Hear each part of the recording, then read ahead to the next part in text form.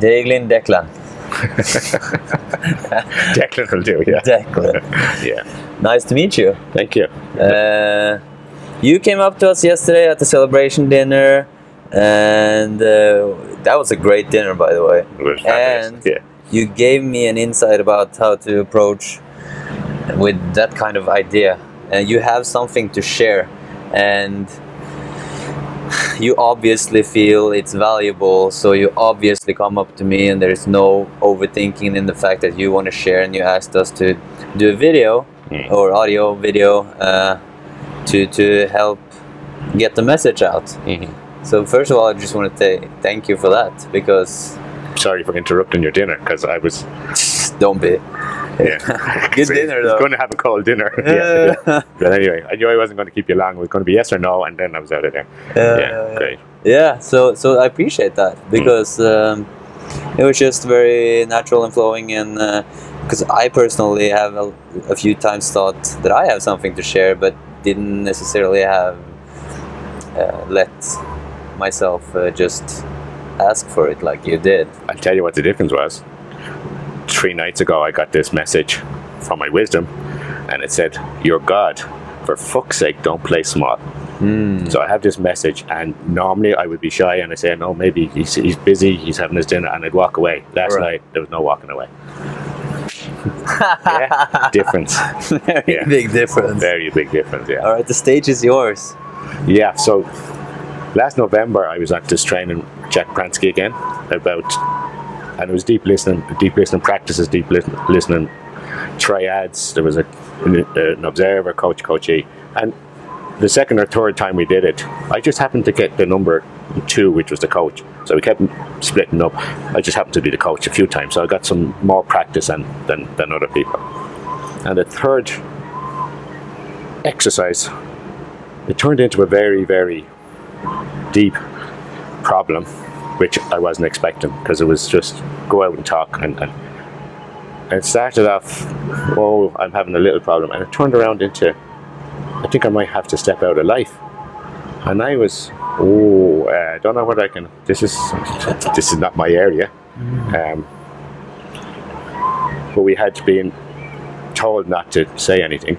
This is, the exercise was to try and stay out, not try and coach, not try and fix anything. So I just sat, and I did feel, first of all, a little bit, okay, this could go wrong here. And then I just said, don't say anything. But I felt drawn to listen to him, because he kind of said, I'm having a problem.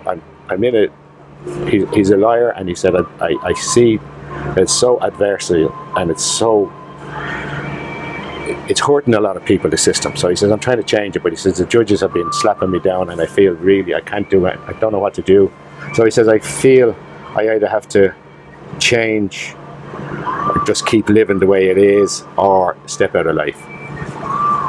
He says, and he was very emotional, and so I shut up, and within 10 minutes he kept talking about it, and kept talking about it.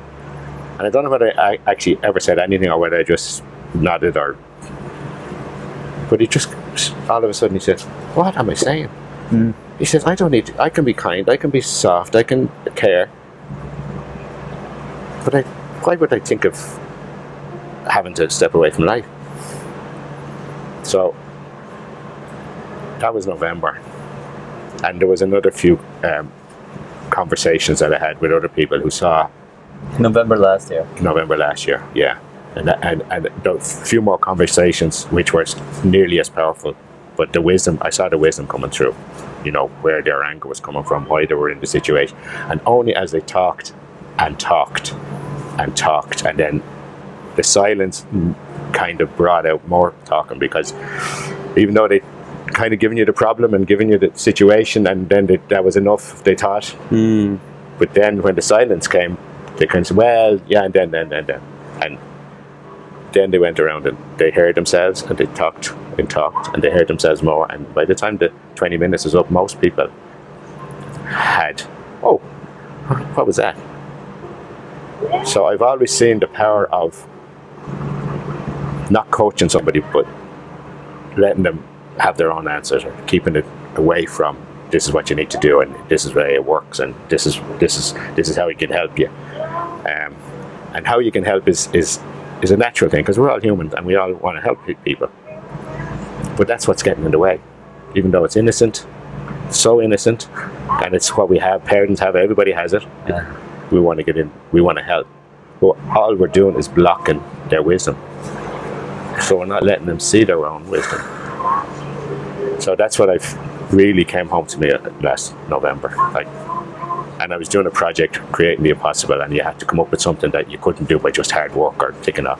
And I had nothing. And 2 or 3 weeks into the 90 days, I had nothing. And I woke up one morning, I said, what about the deep listening? Do something with that.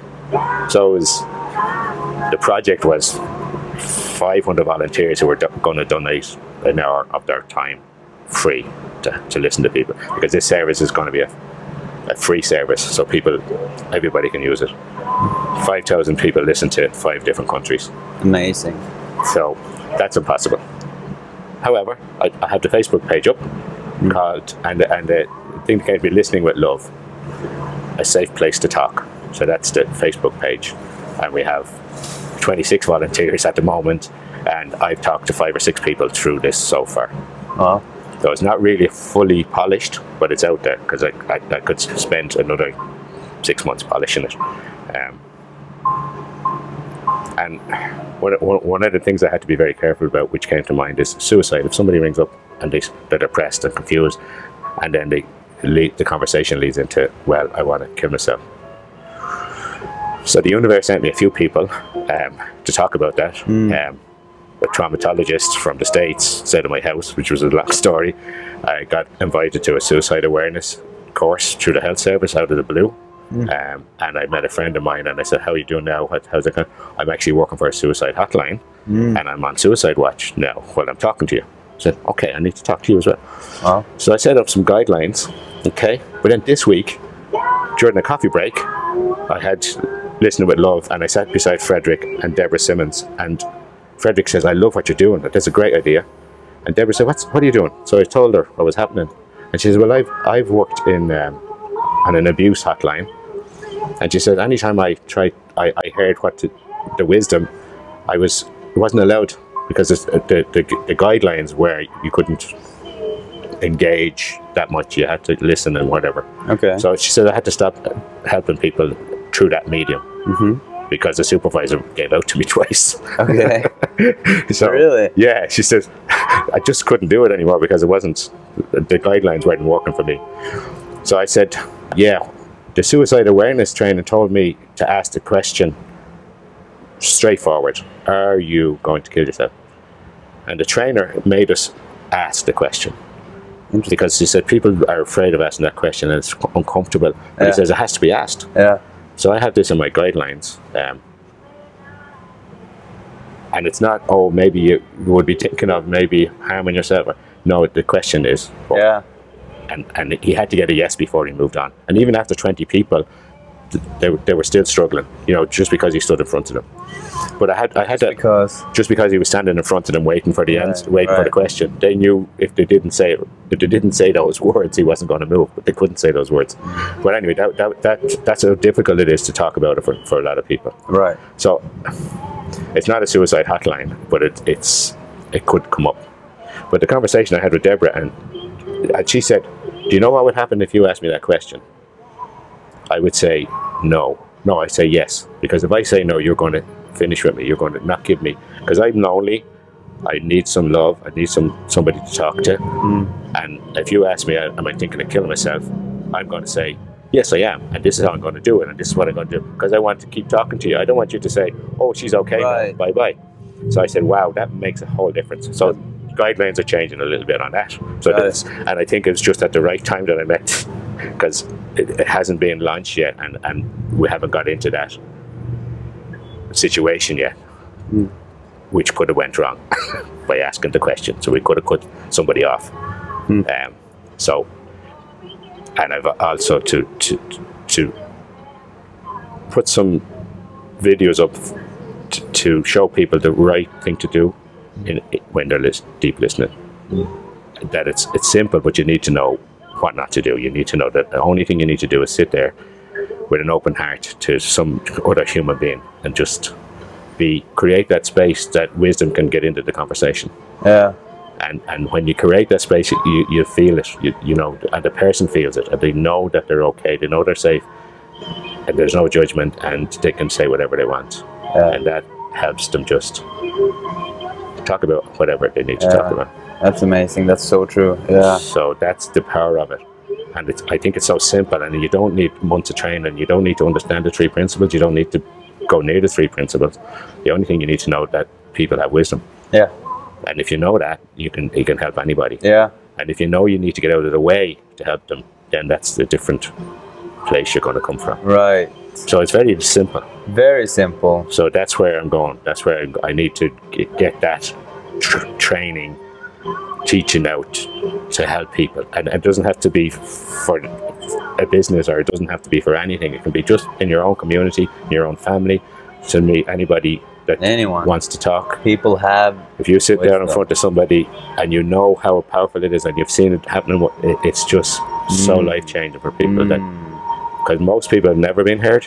They've been listened to, but there's always an agenda with the listener. There's always something, either I want to fix them, or I want to help them, or this is the way they should be doing it, or this will help them. Let me give you some let me tell you what I saw. This is what happened to me. Yeah. So there are situations that you'd be careful that if somebody says, well, I've been depressed since I was 20, and you say, oh yeah, well, I've been depressed as well, and I know how you feel. That sounds okay, sounds reassuring, but it's not helping the situation. It's not allowing them to continue. So you have to get away from that and be careful of. And your thoughts will come in during the conversation, and they might say something that resonates or that's happened to you, but you just have to be aware that all you have to do is let that go and just get back into the space immediately.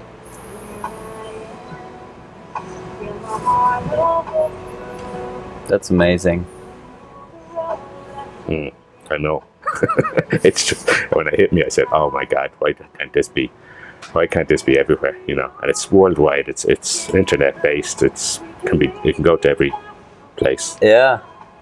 I've got somebody in India already said, I'd love to be volunteer. Yeah. I just want to cover all the time zones as well, and I want it not to be just English, because it has to go to different languages. So I'm asking people who are fluent in 2 languages maybe to take it on and use that Facebook, use that idea for their own communities and spread it that way. Funny how it just seems to work out when there's not a lot of thinking in the way, and just and even creating this, I was in the beginning, I was saying, oh, this is my, this is mine, this is my legacy, or this is great, and then saying, no, this is not mine. I heard this is coming it's not. So I'm stepping back away from it and letting it happen. Yeah. You know? And I know there's things I have to do, or that has to be done, but I'm waiting to hear them. And that's what I heard. Just go and get it out there as much as possible. Solid. Amazing. Yeah. You heard it here. Second, not first. Go check out Julian's video, by the way. I think you pointed to the same thing, but obviously it was a different conversation. But biggest takeaways for me: people have wisdom, and when you realize that, you don't have to give them anything. Absolutely. Yeah. So be simple. there. Yeah. You know? Be love. Be love is my first inspiration. But, well, after I heard what to do with it about 3 weeks ago. 2 weeks ago, well, I saw this big banner in the sky, and it said "Be love," and I said, "Never heard those 2 words together like that before. I never heard them in a song." And I said, "What's that about?" And I said, "Don't try and figure it out. Just let it settle." Yeah. So, and I just think that's it. Just be love, and there's nothing else to do, is there? It's simple. There's no doing, no training. Just be love, and you're there. So hashtag be love. Hashtag be love. And your Facebook page, what was the name again? Listening with Love, a safe space to talk. Listening with Love, a safe space to talk. Check it out before you wreck yourself. Yeah, it's free, and feel free for anybody that says, "Oh, I need to talk to somebody." Just put a message up to see what time suits you, and somebody will contact you, and that's the end. That's how complicated it is. Amazing. Yeah, and there's a WhatsApp number there as well in case somebody is not on Facebook. So we need to get a website out. We need to get Twitter and Instagram and whatever the kids are using tomorrow. So yeah, that's and there's so many young people in trouble, you know. Yeah. So that's. We'll hook you up on Instagram. Yeah. And website if you make websites. You make websites as well? Yeah, okay. Yeah. There we go. The Funk Soul Brother. Check it out now. Fantastic. See, the universe sends your way. There we go. Thank you so much, Mr. Irish fella who has a name which is apparently very hard to remember. Declan. Declan. Or Declan if you really want to struggle. Yeah. Declan. Thank you. Yeah, thank you. That was flowing. Awesome.